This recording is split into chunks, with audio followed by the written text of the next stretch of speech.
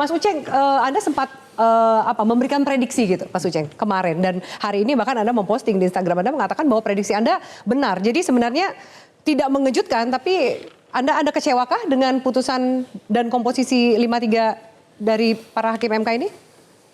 Yang pertama begini, kalau kecewa dengan putusan MK, saya kira bukan kecewa pada putusan MK.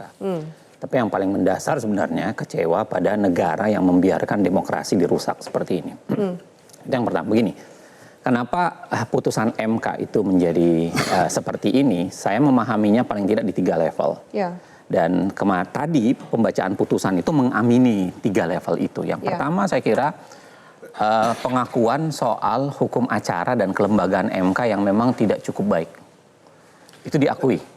Beberapa hakim menyinggung itu secara langsung dengan mengatakan bahwa memang ke depan harus ada perbaikan. Termasuk misalnya pembuktian yang terlalu cepat. Dan ini agak rancu memang karena disuruh buktikan dalam 1 hari dengan jumlah saksi yang dibatasi. Tapi kalau Anda baca putusan MK baik-baik, itu banyak dalil yang ditolak karena tidak disertai saksi dan bukti. Ya. Jadi kan lucu. Ya. Tidak disertai saksi dan bukti, tapi memang pembuktiannya sendiri dibatasi.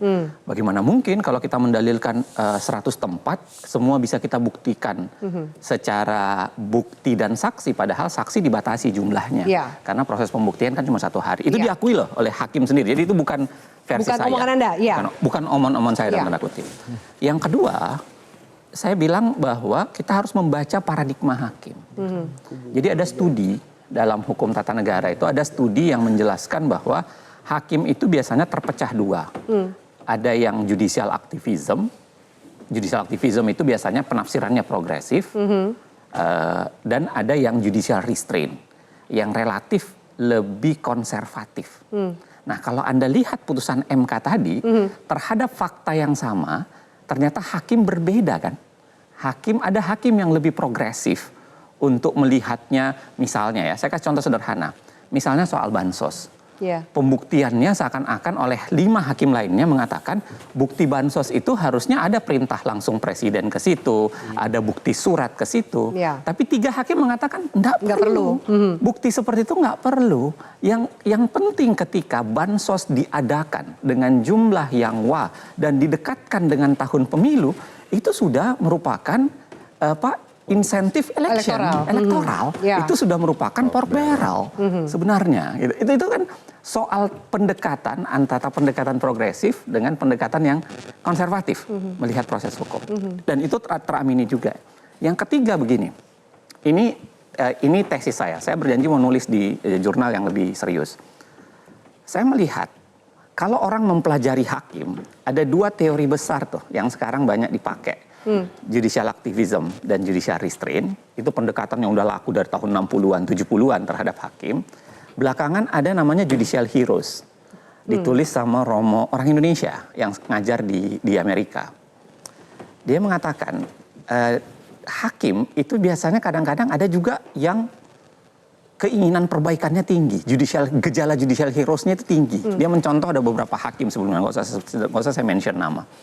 Nah, tapi kalau kita lihat MK, saya melihat dalam banyak putusan MK ya, khususnya 2017 yang saya pelajari sampai sekarang, itu putusan MK itu seakan-akan terbagi 3 klaster hakim. Jadi ada 1 klaster yang nadanya judicial heroes itu. Ada 1 klaster hakim, nggak usah disebut namanya ya siapa ya. Ada 1 klaster hakim yang ya afiliasi politiknya kelihatan ada. Dan yang di tengah ini yang biasanya kita tidak mengatakan tidak baik, tapi kemudian lebih ngambang sebenarnya istilahnya. Lebih play safe. Bisa jadi play safe, bisa jadi juga kemudian ya melihat konfigurasi itu secara pragmatis saja. Business as usual lah secara seorang hakim.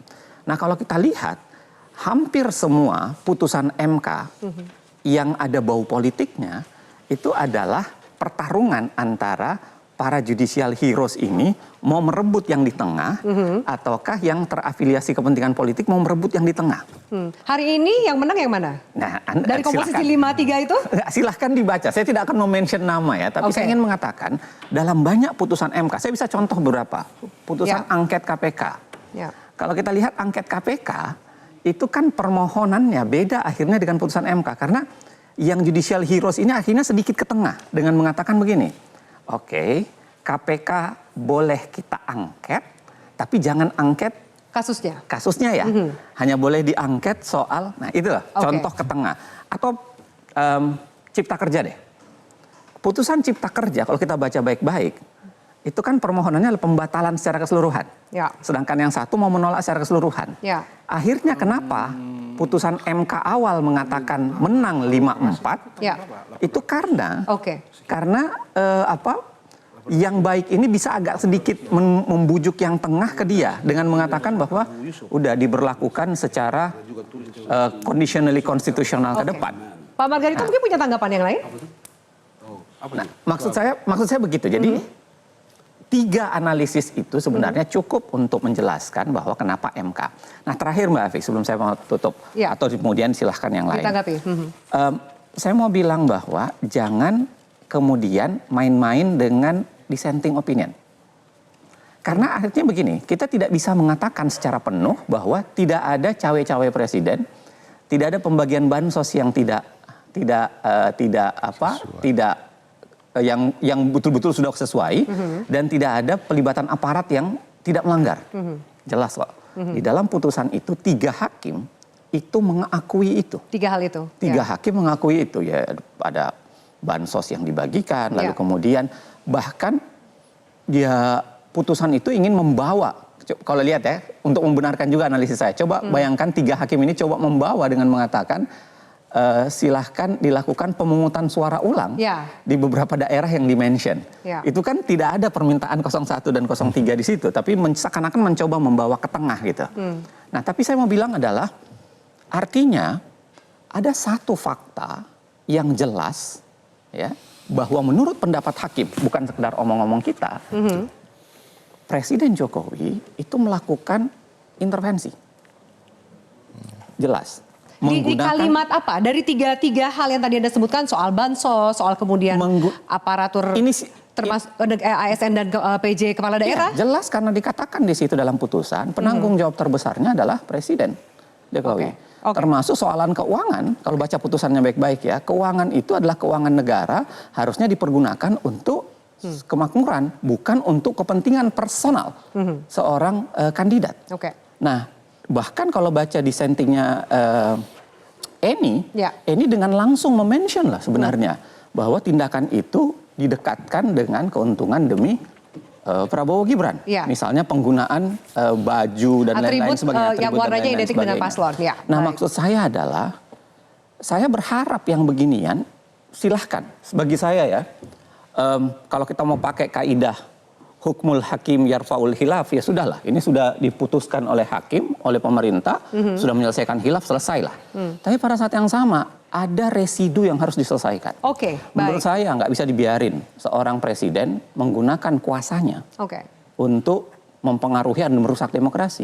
Maka harusnya ada tindakan lanjut, dan kalau misalnya angket dilakukan, saya tentu setuju gitu. Karena nggak boleh dibiarkan. Jadi masih ada residunya setelah keputusan ini menurut Anda? Dan yang terakhir yang harus tidak akan semudah guyup dan lain-lain seperti Mas Andre katakan? Kalau guyup silahkan. Saya kira orang untuk membangun negara tentu pasti harus guyup. Tapi pada saat yang sama saya katakan, siapapun yang melakukan kesalahan harus kita bawa ke proses pertanggungjawaban. Dan menurut saya Jokowi melakukan itu. Dan itulah yang harus dilakukan pertanggungjawaban. Pertanggungjawaban dari Jokowi atas 3 dissenting opinion yang disampaikan oleh Hakim Konstitusi. Kita akan jeda. Bang Abalin dan juga Pak Margarito, saya minta tanggapannya usai jeda. Tetaplah bersama kami.